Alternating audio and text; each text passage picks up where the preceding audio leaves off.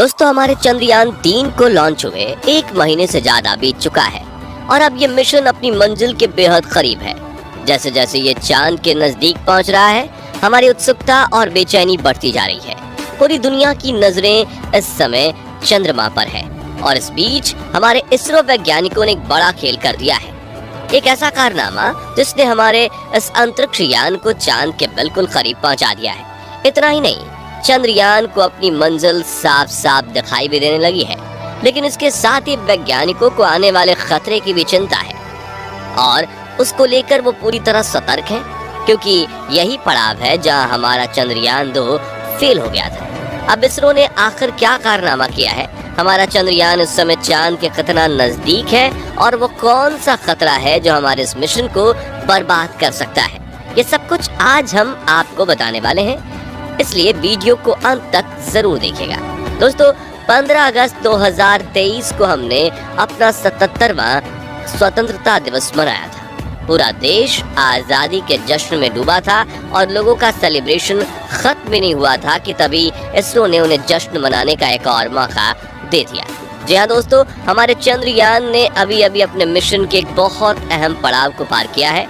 अब ये सब कैसे हुआ, चलिए इसके बारे में आपको डिटेल से बताते हैं।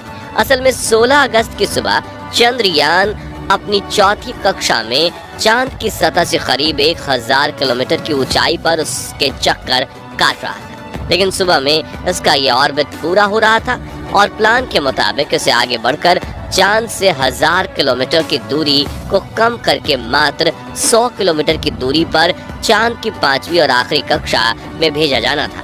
हमारे इसरो के वैज्ञानिक बेंगलोर स्थित ISRO telemetry tracking and command network track में अपने इस पड़ाव के लिए पूरी तरह तैयार थे। हालांकि उनके दिमाग में थोड़ी टेंशन भी थी, क्योंकि ये कोई छोटा मोटा काम नहीं था, लेकिन उन्हें अपनी कैलकुलेशंस पर पूरा भरोसा था। इसी के चलते सुबह के करीब 8:39 पर वैज्ञानिकों ने एक बटन दबाया और चंद्रयान के इंजन को चालू करके उसे चांद की 100 किलोमीटर वाली 5वीं कक्षा में धकेल दिया। अब ये कहने में जितना सिंपल है, असल में करना उतना ही ज्यादा कॉम्प्लेक्स, क्योंकि वैज्ञानिकों को लाखों किलोमीटर दूर पृथ्वी पर बैठे बैठे ही अंदाजा लगाना था कि चांद को एग्जैक्टली किस समय, किस दिशा और किस रफ्तार से आगे भेजना है, और ऐसा करने के लिए उन्हें कितनी देर तक और कितनी पावर से इंजन को चालू करना होगा, क्योंकि इस काम में गलती की गुंजाइश बिल्कुल ना के बराबर थी।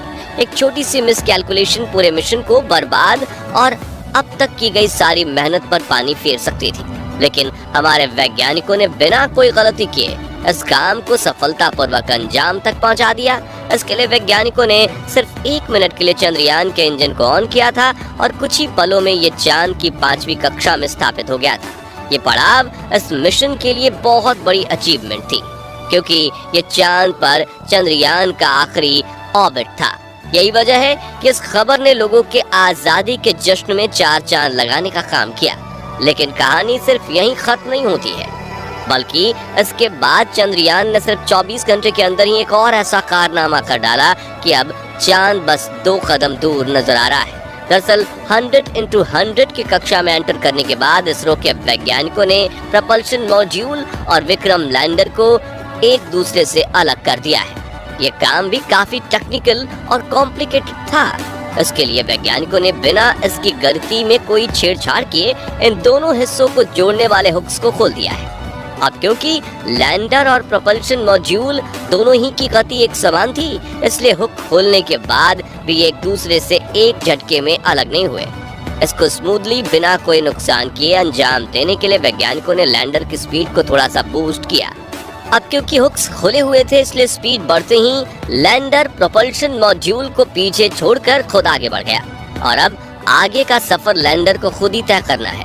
इसके लिए इसरो का प्लान ये है कि 18 और 19 अगस्त को लैंडर की डीऑर्बिटिंग स्टार्ट कर दी जाएगी, यानी इसके ऑर्बिट को छोटा करने के साथ चांद की सतह से इसकी दूरी भी कम की जाएगी। इस तरह आने वाले 1-2 दिन में विक्रम लैंडर 100 × 30 किलोमीटर की कक्षा में पहुंच जाएगा और इसी तरह धीरे धीरे आगे बढ़ते हुए पहले ये अपनी लैंडिंग साइट को डिटेक्ट करेगा और उसके बाद अपने रेट्रो बूस्टर्स की मदद से 23 अगस्त के दिन शाम को करीब 5:47 पर हमारा चंद्रयान चांद की सतह पर उतर जाएगा। लेकिन ये मिशन का सबसे मुश्किल और पेचीदा फेज होने वाला है, क्योंकि आपको याद दिला दें कि आज से 4 साल पहले हमारा चंद्रयान 2 इसी पड़ाव पर आकर क्रैश हो गया था और इसरो के पूर्व चीफ K7 का प्रधानमंत्री के कंधे पर सर रखकर रोने वाला मंजर आज भी हमारे जहन में ताजा है।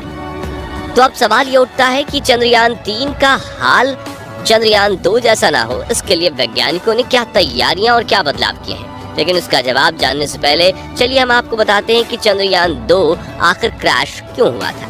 दोस्तों, चंद्रयान 2 भी चंद्रयान 3 की तरह अपने propulsion मॉड्यूल से अलग होकर डीऑर्बिटिंग स्टार्ट करने तक पूरी तरह से सफल रहा था और किसी को भी इसके क्रैश होने की रत्ती भर उम्मीद नहीं थी।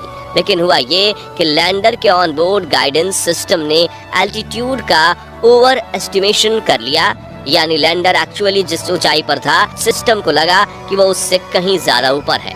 अब इससे हुआ ये कि कंप्यूटर सिस्टम के नीचे जाने की जो गति जितनी जरूरी थी उतना कम नहीं किया गया, क्योंकि उसे लगा लैंडर अभी काफी ऊंचाई पर है।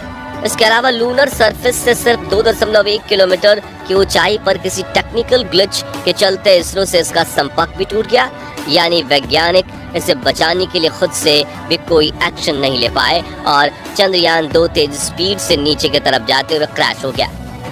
इन्हीं सब कमियों को देखते हुए इस बार वैज्ञानिकों ने चंद्रयान 3 के लैंडिंग सिस्टम में कुछ बड़े और अहम बदलाव किए हैं। सबसे पहले तो इस बार ऑन बोर्ड कंप्यूटर को AI से जोड़कर पहले से कहीं ज्यादा एडवांस बनाया गया है। साथ ही इसमें सेंसर्स की संख्या भी बढ़ाई गई है ताकि कोई सेंसर अगर फेल भी हो जाए तो भी दूसरे सेंसर्स की मदद से इसे सेफली लैंड कराया जा सके। इसके अलावा इस बार लैंडर में लेजर डॉपलर वेलोसिटी मीटर यानी LDV और लैंडर हॉरिजॉन्टल वेलोसिटी कैमरा यानी कि LHVC ये 2 बेहद अहम एडवांस उपकरण लगाए गए हैं। इसमें LDV का काम चांद की सतह पर लेजर से ये पता लगाना है कि लैंडिंग साइट पर कोई बड़ा गड्ढा या पत्थर तो मौजूद नहीं है। इसके अलावा LHVC का काम नीचे उतरते समय जमीन की लाइव तस्वीरें लेकर कंप्यूटर सिस्टम को भेजना है ताकि वो सही जगह का चुनाव कर सके। चंद्रयान का विक्रम लैंडर अपने साथ प्रज्ञान रोवर को ले जा रहा है। ये एक 6 टायर और 27 किलो वजन वाला बेहद एडवांस रोवर है और इसकी मदद से ही चंद्रयान 3 अपनी रिसर्च और शोध के काम को अंजाम देगा। चंद्रयान 3 के लैंडर को कितना एडवांस बनाया गया है, इसका अंदाजा आप इसी से लगा सकते हैं कि अगर इसके सारे सिस्टम भी फेल हो जाएं तब भी ये सॉफ्ट लैंडिंग करने में सफल होगा, क्योंकि अभी कुछ दिन पहले इसरो के चीफ S सोमनाथ ने एक इवेंट के दौरान ये कहा था। ये सारी चीजें और सब बातें समझने के बाद हमें इस बात का पूरा यकीन है कि 23 अगस्त के दिन शाम को करीब 5:45 बजे हमारा चंद्रयान 3 चांद के दक्षिणी ध्रुव इलाके में जरूर लैंड करेगा और हमारे भारत का झंडा सिर्फ देश विदेश ही नहीं बल्कि चांद पर भी लहराता रहेगा। वैसे आपको क्या लगता है, हमारा चंद्रयान 3 इस बार कामयाब होगा या नहीं? अपना जवाब कमेंट के माध्यम से जरूर शेयर कीजिएगा। बाकी हमारी आज की इस वीडियो में बस इतना ही। वीडियो अच्छी लगी हो तो इसे लाइक और शेयर जरूर करना और अगर आप चैनल पर नए हैं तो चैनल को सब्सक्राइब भी जरूर करें और यदि आप फेसबुक पेज पर हैं तो उसे फॉलो करना बिल्कुल ना भूलें। मिलते हैं जल्दी ही ऐसी एक और इंटरेस्टिंग वीडियो के साथ, तब तक के लिए गुड बाय।